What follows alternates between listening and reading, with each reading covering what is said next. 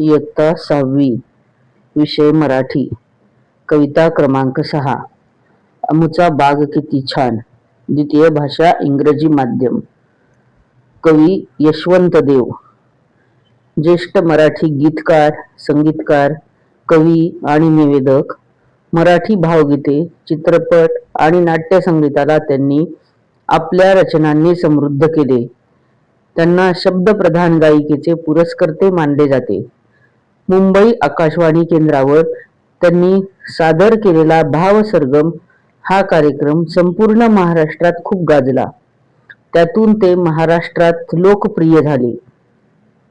भातुकलीच्या खेळामधली दिवस तुझे फुलायचे अशी अनेक भावगीते त्यांनी संगीतबद्ध केली आहेत. अक्षर फुले आणि गाणारे शब्द हे त्यांचे प्रसिद्ध कविता संग्रह आहेत. ही कविता गीतपुष्पांचा फुलोरा या संकलित काव्यसंग्रहातून घेण्यात आलेली आहे. प्रस्तुत कवितेतून कवीने बागेतील रंगीबेरंगी फुले, पक्षी, कीटक आणि झाडे यांचे महत्व अतिशय मार्मिक शब्दात वर्णन केलेले आहे. आता कविता आपण चालीत म्हणूया. छान छान छान आमचा बाग किती छान. छान छान छान आमचा बाग किती छान.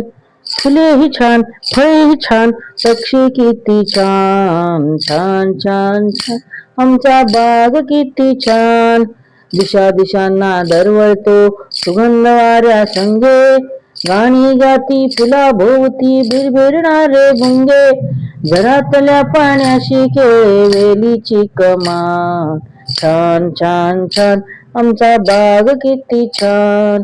छान छान छान आमचा बाग किती छान.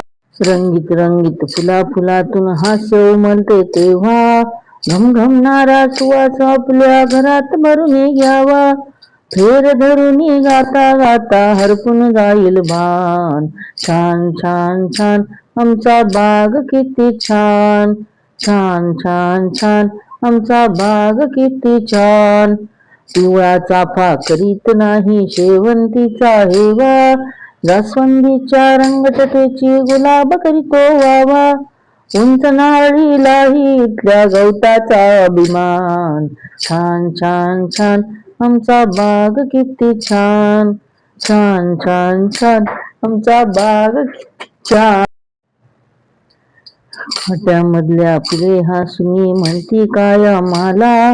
दुःख आपले मनात ठेवून वाटा सौख्य जगाला. उन्ही सावनी पिंपळ येतो छायेचे वरदान. छान छान छान आमचा बाग किती छान. छान छान छान आमचा बाग किती छान. आता आपण कवितेचा भावार्थ बघूया. कवीने प्रस्तुत कवितेतून बागेतील वर्णन केले आहे. या बागेमध्ये फुले आहेत, पक्षी आहेत, छोटे छोटे कीटक आहेत, झाडं आहेत. तर ते सगळे झाडं स्वतः कसे बागेला आनंद देतात आणि येणाऱ्यांना सुद्धा आनंद देतात याचं वर्णन त्या ठिकाणी केलेलं आहे. म्हणून कवी म्हणतो की छान छान छान आमचा बाग किती छान. त्याच्यामध्ये लागलेली फुले, फळे हे किती पक्षी आणि किती छान छान दिसत आहेत. शिवाय दिशा दिशांना दरवळतो सुगंध. हा सुगंध कशातून दरवळतो तर त्या बागेमध्ये जी काही उमललेली फुलं आहेत त्या फुलांमधनं येणारा सुगंध वाऱ्याच्या वेगाबरोबर सगळीकडे पसरतो आणि तो जो सुगंध आपल्याला देतो. आणि ह्या सुगंध सगळ्यांना, पक्ष्यांना, प्राण्यांना येऊन त्या फुलांभोवती, बागेमधल्या असलेल्या फुलांभोवती त्यातले परागकण वेचण्यासाठी भुंगे सुद्धा त्याच्या भोवती भिरभिरतात, येतात. शिवाय बागेमध्ये ज्या काही वेली आलेल्या आहेत, अर्धगोलाकार रचनेतून त्या वेली आलेल्या आहेत. शिवाय झरा तिथे आहे. मग ह्या झऱ्यातनं ज्या वेली तेव्हा जेव्हा त्या झऱ्याला येतात, झऱ्याच्या जवळ येतात, तर त्यावेळेस त्या जणू काही त्या झऱ्याच्या पाण्याबरोबर खेळत आहेत असा भास त्या ठिकाणी आपल्याला होत असतो. बागेमध्ये जी काही उमललेली फुलं आहेत ती वेगवेगळी विविध रंगांची फुलं आहेत. तर विविध रंगांच्या फुलांमधून जेव्हा ते फुल उमलतं, तर उमलल्यानंतर जणू काही त्याच्यातून हास्य व्यक्त करत असतं, हसत असतं ते आपल्या बरोबर. शिवाय सगळ्यांना सुगंध देत असतं आणि हा सुगंध जणू काही आपल्या मनात भरून घ्यावा असं आपल्याला त्या ठिकाणी वाटतं. आपण त्या फुलांना आकर्षून त्या फुलाच्या जवळ जातो, वास घेतो, खूप छान वाटतं. आणि जेव्हा ही सगळी बागेतली फुलं आपण जेव्हा बघतो तर आपण आपलं स्वतःला आपलं भान हरपून आपण त्या ठिकाणी बागेमध्ये फिरत असतो, फेर धरत असतो. शिवाय बागेमध्ये अनेक विविध प्रकारची फुलं आहेत. त्याच्यामध्ये पिवळा चाफा आहे, शेवंती आहे, जास्वंदीची फुलं आहेत, गुलाबाची फुलं आहेत. त्या प्रत्येक फुलांच्या रंगछटा ह्या वेगवेगळ्या आहेत. तरी सुद्धा ते एकमेकांचा हेवा करत नाहीत किंवा मत्सर करत नाहीत, द्वेष करत नाहीत, तर ते एकमेकांना सामावून घेतात. शिवाय तिथे नारळाचं झाड सुद्धा आहे. नारळाची झाडं कशी असतात? अतिशय उंच असतात आणि त्याच्या खाली गवत असतं. पण त्या नारळाच्या झाडाला स्वतः उंच असून सुद्धा तिथल्या गवताचा सुद्धा त्याला अभिमान आहे, हे कवीने या ठिकाणी व्यक्त केलेलं आहे.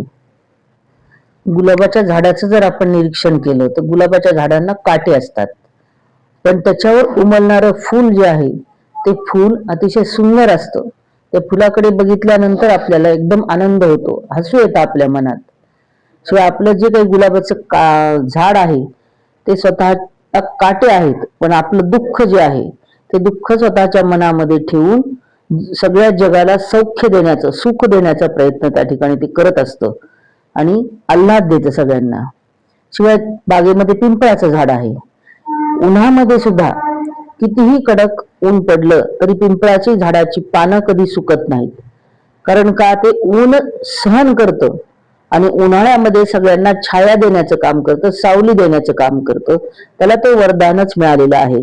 म्हणजे एकूणच जर आपण सगळं बागेमधलं वर्णन जर बघितलं तर बागेमधली जी काही झाडं आहेत, पानं आहेत, फुलं आहेत, पक्षी आहेत, तर त्या बागेमध्ये आपण फिरायला गेल्यानंतर आपल्या मनाला खूप आनंद होतो.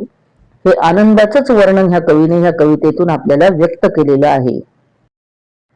शब्दार्थ: सुगंध, सुवास, हास्य, हसू, हेवा, मत्सर, अभिमान, गर्व, सौख्य, सुख, उणे, ऊन, साहुनी, सहन करणे, छाया, सावली. आम्हाला हे समजले. प्रश्न 1. खाली दिलेल्या प्रश्नाचे उत्तर त्या खाली दिलेल्या पर्यायातून निवडा. योग्य उत्तरासमोर बरोबर अशी खूण करा. 1. कविता वाचत असताना तुमच्या मनात कोणते भाव निर्माण झाले?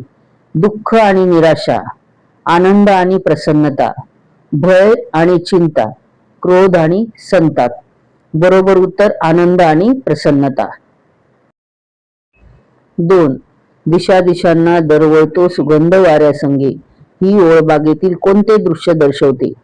बागेतील सुगंधित फुलांचा सुगंध वाऱ्याबरोबर दूरवर पसरतो. बागेतील सुगंधित फुलांच्या सुवासामुळे ऊर भरून येतो. बागेतील सुगंधित फुलांमुळे बाग छान दिसते. बागेतील सुगंधित फुलामुळे आपले भान हरपून जाते. बरोबर उत्तर बागेतील सुगंधित फुलांचा सुगंध वाऱ्याबरोबर सोबत दूरवर पसरतो. उंच नारळीलाही इथल्या गवताचा अभिमान या ओळीचा अर्थ काय आहे? बागेतील सर्व झाडांना आपला अभिमान असतो. नारळीच्या झाडापासून आपण प्रेरणा घेतली पाहिजे. नारळीचे झाड उंच असूनही त्याला छोट्याशा गवताचा अभिमान आहे. नारळीचे झाड व गवत यांची तुलना केली आहे. बरोबर उत्तर नारळीचे झाड उंच असूनही त्याला छोट्याशा गवताचा अभिमान आहे. कोण ते लिहा. प्रश्न 2. फुलांभोवती भिरभिरणारे भुंगे, छायेचे वरदान देणारा पिंपळ, सुगंध पसरवणारा वारा, झऱ्यातील पाण्याशी खेळणारी वेलीची कमान. योग्य जोड्या लावा. अ आणि ब गटाचं वाचन आपण करूया उत्तरासहित. पिवळा चाफा, उंच नारळी, घमघमणारा सुवास, काटेरी गुलाब. खेळूया शब्दाशी. प्रश्न 1. बाग या शब्दाशी संबंधित तुम्हाला सुचणारे शब्द रिकाम्या चौकटीमध्ये लिहून चौकटी पूर्ण करा. उदाहरणार्थ बाग, प्रसन्नता. तसे इतर शब्द भुंगे, रंगछटा, सुगंध किंवा सुवास, सौख्य, अभिमान आणि छाया हे शब्द आपल्याला योग्य वाटतात. प्रश्न 2. खालील वाक्प्रचारांचा अर्थ सांगून वाक्यात उपयोग करा. भान हरपून जाणे, स्वतःला विसरून जाणे. वाक्यात उपयोग: बागेतील विविध रंगाची फुले पाहत असताना मी भान हरपून गेले. हेवा वाटणे, ईर्ष्या वाटणे किंवा मत्सर वाटणे. वाक्यात उपयोग: बागेतील शेवंती, चाफा या फुलांनी कधीच कोणत्याही फुलांचा हेवा केला नाही.